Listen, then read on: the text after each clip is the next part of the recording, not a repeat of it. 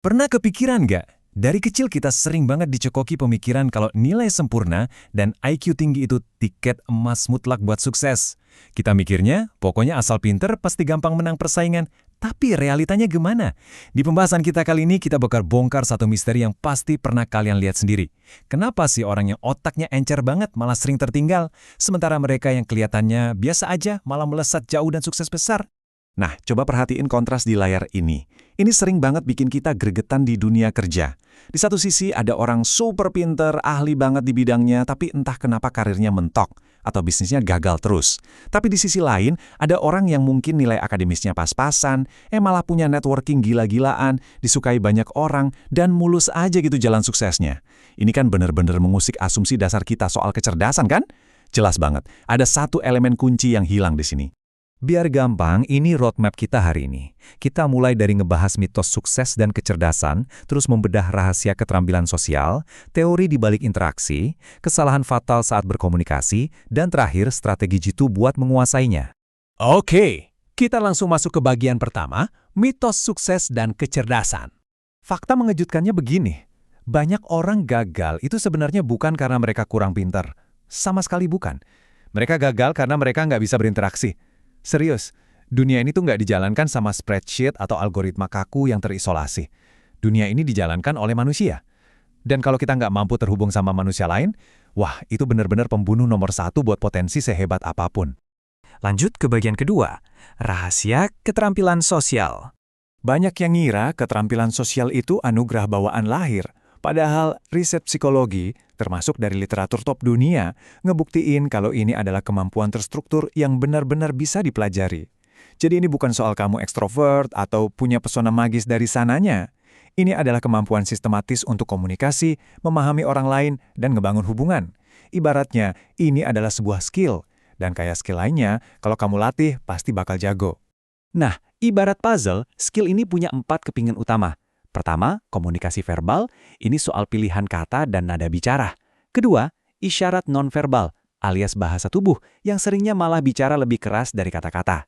Ketiga, empati, bukan cuma sekedar kasihan, tapi benar-benar nyata ngerasain sudut pandang orang lain. Dan yang terakhir, regulasi emosi, gimana caranya kamu tetap tenang dan ngontrol diri pas lagi di bawah tekanan. Kalau kamu bisa nyatuin 4 kepingan ini, boom, kamu pada dasarnya berhasil meretas kode interaksi manusia. Kita melangkah ke bagian ketiga, teori di balik interaksi. Secara biologis dan psikologis, kita ini memang makhluk sosial. Tapi, interaksi kita nggak terjadi di ruang hampa.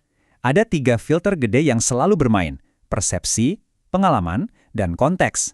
Pas kamu ngomong, pesan kamu itu disaring lewat pengalaman masa lalu pendengarmu, cara mereka melihat kamu, dan situasi di momen itu.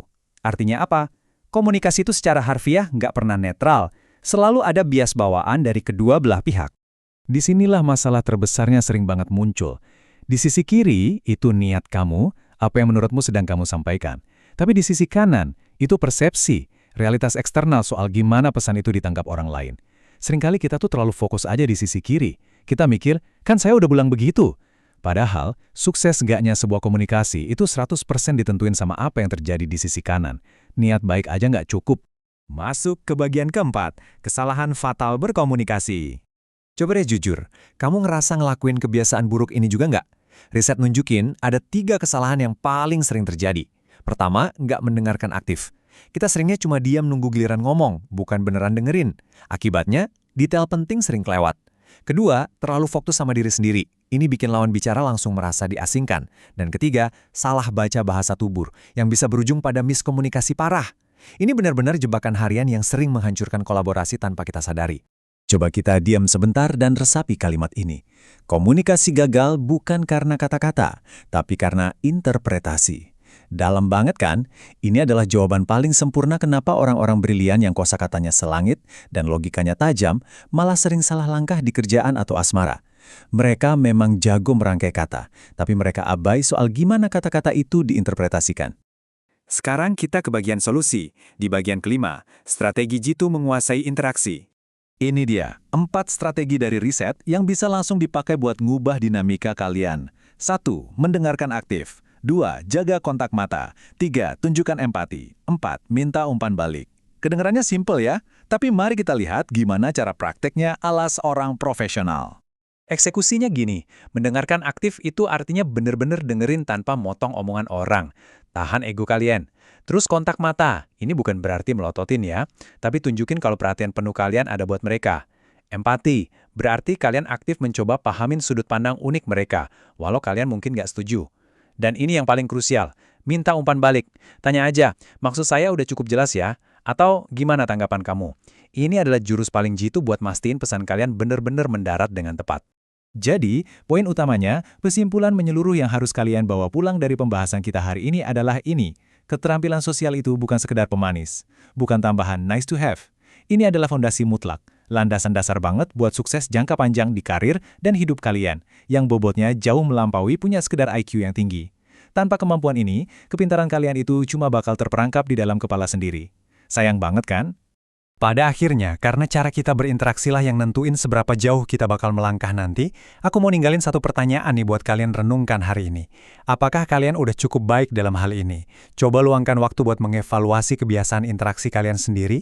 Sampai jumpa di pembahasan kita berikutnya. Teruslah belajar dan pastikan kalian gak cuma sekedar pintar, tapi juga jago terhubung dengan manusia lain.